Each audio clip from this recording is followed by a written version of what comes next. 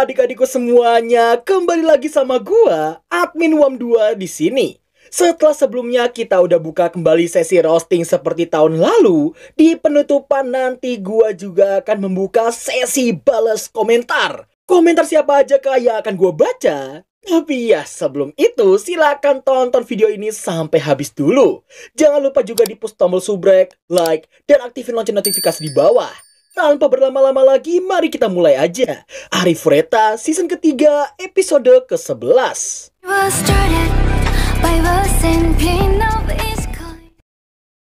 Nanika kikoenakatta ka? Ya, nanni mo.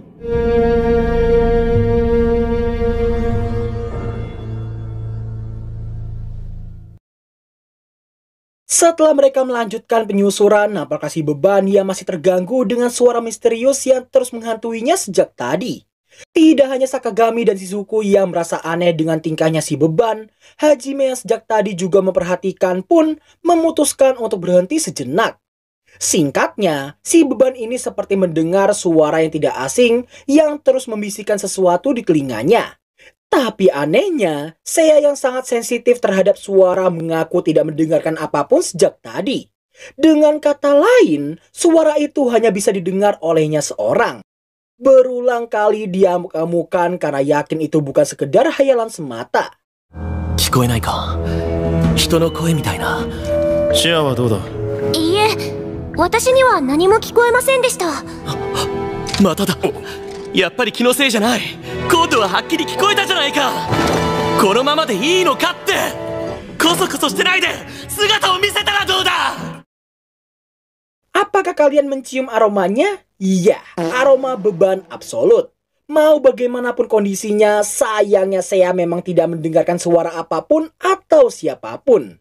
Bahkan, Hajime sendiri nggak merasakan reaksi sihir dalam diri si beban sama sekali. Tio pun berspekulasi bahwa si beban mungkin aja telah dikalahkan oleh tekanan labirin yang menyebabkan jiwanya mulai terganggu. 後期に関しては大迷宮のプレッシャーにでも負けて精神を病んでいる可能性もあるが、それにしては唐突すぎないかな。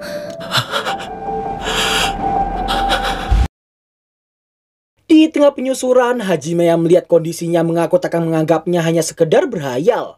Ya mungkin aja dia cuma sedang dipengaruhi oleh sesuatu.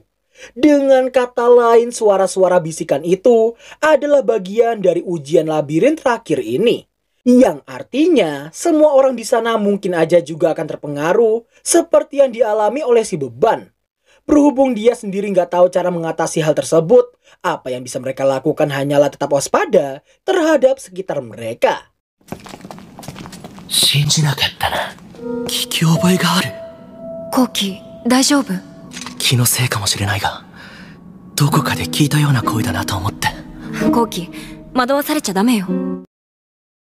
Setelah ditenangkan oleh Shizuku, si beban memintanya untuk berhati-hati karena ada kemungkinan suara-suara itu juga akan didengar oleh mereka. Baru aja berucap begitu, tiba-tiba aja Shizuku juga bisa mendengarnya. 気がついているんだな。もしかして。ええ、私にも聞こえたわ。女の声だった。どこに帰るつもりだ。へえ。はじめくんも聞こえたの？殺したいほど妬ましい。 Oh, rupa-rupanya sekarang Hajime dan yang lainnya juga bisa mendengarnya. Karena tadi si beban bilang suaranya seperti tidak asing baginya, Hajime jadi sadar bahwa suara yang berbisik itu adalah suara mereka sendiri. Terkadang, suara kita akan terdengar seperti orang lain saat kita mendengarnya sendiri. Berhubung semua orang sudah mendengar bisikan itu, Tio sudah bisa menebak maksud dari ujian labirin tersebut. Isi bisikan yang mereka dengar pun juga berbeda-beda. Hajime sendiri dibisikkan, monster sepertimu tidak punya tempat untuk pulang. Kau pikir pembunuh bisa hidup normal, ha? 化け物に居場所があるわけないだろう。人殺しが普通の暮らしなんてできると思っているのか。まあ、耳に痛い言葉ではあるな。俺はもう人間とは言い難い。だからもしかすると、心の奥底では元の生活に馴染めないんじゃないかって思っているのかもな。Demi menjernihkan pikiran mereka, Hajime ngajakin semua orang untuk beristirahat dulu di ruangan kecil gak jauh dari sana. Singkat cerita, di scene ini kita diperlihatkan masa lalu Shizuku semasa SD dulu. Yang dimana ketika kelas mereka tengah memilih pemeran untuk pentas drama di festival budaya nanti, Kaori yang menyarankan agar Shizuku menjadi tuan putri sedangkan dirinya akan menjadi kesatria, langsung ditentang oleh teman-teman sekelas lainnya karena mereka menganggap justru Kaori lah yang pantas menjadi tuan putri. Sedangkan Shizuku sendiri harus menjadi kesatrianya. Meski sebenarnya dalam hati Shizuku ingin menjadi tuan putri, akan tetapi karena rasa tidak enakan dan selalu mementingkan orang lain ketimbang dirinya, pada akhirnya ia menolaknya dan memilih untuk menjadi kesatria. Yaigashi-san, ato onegai ne. 任せてちょうだい。八重樫さんなら大丈夫でしょ。もちろんよ。雫って何でもできるよね。雫はどこにも行かないよな。さあね。そうやってこの先もずっと頼られてすがられて誰かを守って、やめて。あなたは一人になる。そんなことない。あなたは誰？ほら、あの日だまりにあなたはいない。 Begitu ia tersadar, Shizuku baru ingat dia dan teman-temannya sedang beristirahat sebentar. Suzu yang khawatir pun langsung menghampiri untuk menanyakan keadaannya. Meski telah ditenangkan, namun Suzu tetap memintanya untuk tidak memaksakan diri. Bahkan Kaori meminta bestinya untuk belajar sedikit egois, karena ia akan sangat senang jika itu adalah keegoisannya. Sementara itu, si beban sepertinya sangat sulit mengendalikan diri gara-gara suara bisikan yang terus menghantuinya tanpa henti. Selesainya beristirahat, nampaknya mereka semua yang melanjutkan penyusuran dengan si beban yang tiba-tiba aja tantrum saking gak kuatnya menahan suara bisikan di telinganya.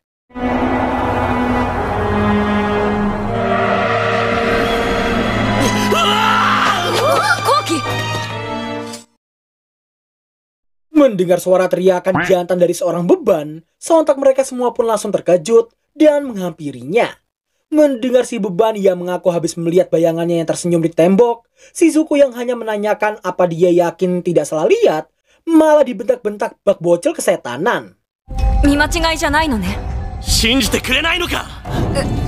いえ、別に疑ってないわよ。南雲だったすんなり信じるんだろう。疑ってないって言ってるでしょ。 笑え、Shizuku. Setibanya mereka di aula pintu masuk menuju area berikutnya, Party Hajime sudah merasa ada yang janggal dengan tempat itu. Dan bener aja, langkah mereka harus terhenti begitu banyak bongkahan es yang jatuh dan berubah menjadi golem es full armor. Meski ingin cepat mengakhirinya, namun sayangnya daya serang Donner tak cukup kuat untuk menembus tameng es dari monster itu. Hingga sesaat kemudian... 一撃で無理なら連発です。ブレスが氷ごときに防げようか。飛天分解。いくよ。天将戦。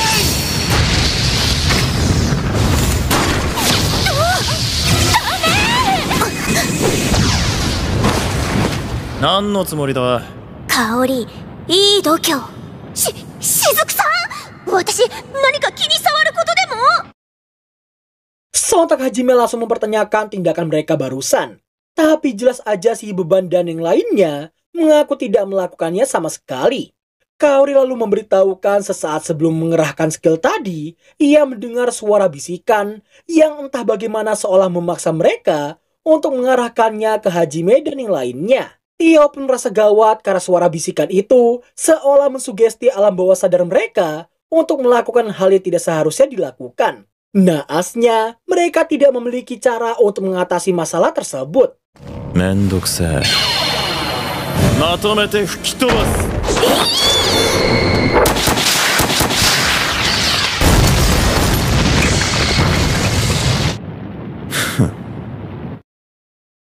Meskipun serangan tadi sudah cukup dahsyat untuk menghancurkan semua golem di sana, namun anehnya dari 9 golem tadi, 8 diantaranya beregenerasi kembali. Dengan kata lain, setiap orang harus bisa mengalahkan satu golem untuk bisa lolos. 天将戦。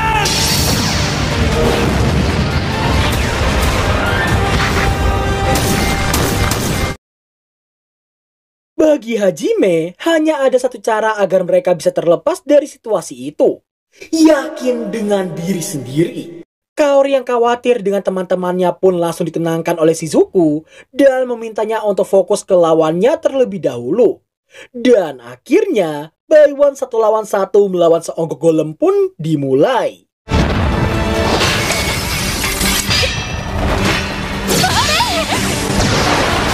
Kaori, 遠慮はいらない。私も遠慮はしない。ごめんね。また誘導されてしまったら。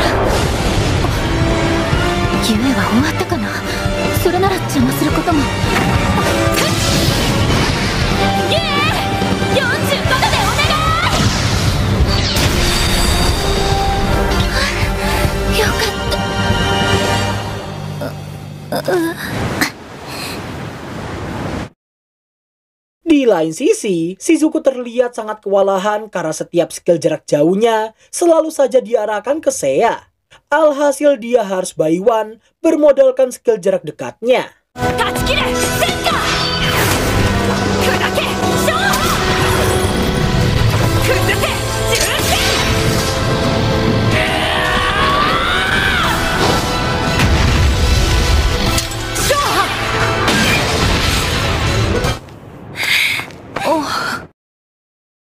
Setelah mendapatkan pelukan hangat dari Kaori dan menyadari tatapan Hajime barusan, Shizuku bisa tahu Hajime ingin mengatakan sesuatu. Namun rupanya Hajime cuma mengomentari betapa dekatnya mereka berdua. Berbeda dengan Tio dan Seiya yang menganggap hubungan persahabatan mereka sangatlah indah, Yue malah menganggap mereka berdua udah kayak sepasang kekasih. Yue, mata sonna ijiwara na koto itte. Onna no ko doushi demo ari da to omoimasu. 末永くお幸せに。Nagumo-kun! Wah, gue yakin banget tuh yang barusan personal banget gak sih? Meski mereka bisa aja membantu seperti yang dilakukan Kaori dan Yue tadi, namun berhubung si beban dan dua beban lainnya masih punya skill lanjutan dari Genkai Toppa, jadi ya lebih baik menunggu agar mereka bisa mandiri. 頼む、香織。任せて。 Sehabis menyelesaikan sesi gelut lawan golem-golem tadi, pada akhirnya mereka akan masuk ke area berikutnya. Seiya yang mengaku punya firasat buruk langsung diingatkan oleh Tio, sejak kapan mereka punya firasat baik di dalam dungeon kayak gitu. Hajime kemudian memberi mereka pilihan, mau langsung lanjut atau istirahat dulu. Jelas mereka semua serentak ingin melanjutkannya. それじゃあ行こう。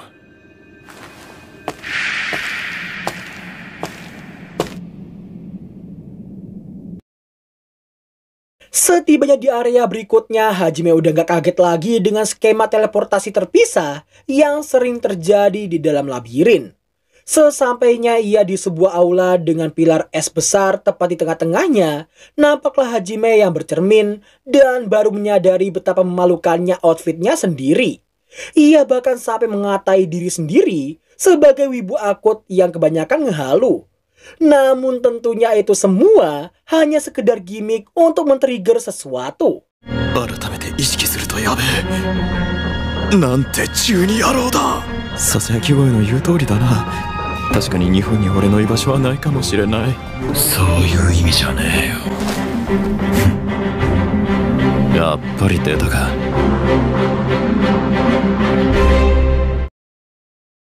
Dan berakhirlah alur cerita anime Arifureta season ketiga episode ke-11.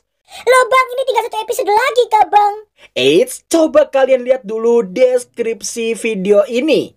Berapa episode? 16 coy. Masih ada 5 episode lagi nih. Masih 5 mingguan lagi cuy. Berhubung di opening tadi gua bilang sesi balas komentar akan gua buka lagi nih ya. Mari kita langsung aja. SBK, sesi balas komentar. Yang pertama, datang dari Fuma Kotaro 8487.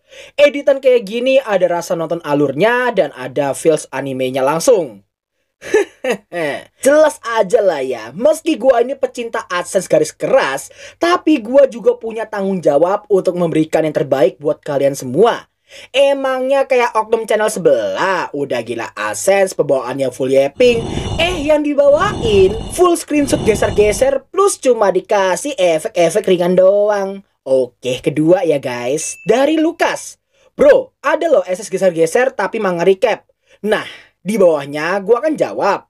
Yang gua maksud itu pengalur anime, bukan manga. Dibales lagi nih sama si Lukas. Gua cuma ngetes omongan lu doang. Emang bener lu suka baca komen viewer. Jarang-jarang nemu YouTuber yang gak gimmick. Loh, ya iyalah bre. Dari tahun lalu, gua udah janji sama kalian kan. Gua bakal selalu baca komentar, ngasih hati dan membalasnya kalau emang harus. Semisal gue nggak baca atau nggak ngasih hati, mungkin, ini mungkin doang ya, mungkin gue lagi tepar sampai males buka HP dulu. Terakhir, datang dari Aldi Maulana. Bang, kali-kali ngalur anime sedih. Pertanyaannya gini doang deh. Apakah suara action gue ini cocok untuk ngalur anime sedih? Terserah kalian aja deh. Semisal kalian penasaran dan pengen gue bawain anime sedih, kalian bisa komen di bawah. Tapi, semisal gua upload dan view-nya nggak mencapai target, ya tentunya gua stop lah ya. Kalian pilih aja, mana anime sedih yang menurut kalian bagus. Ini kalau kalian mau ya, Plastic Memories, Anohana, atau Shigatsu wa Kimi no Uso.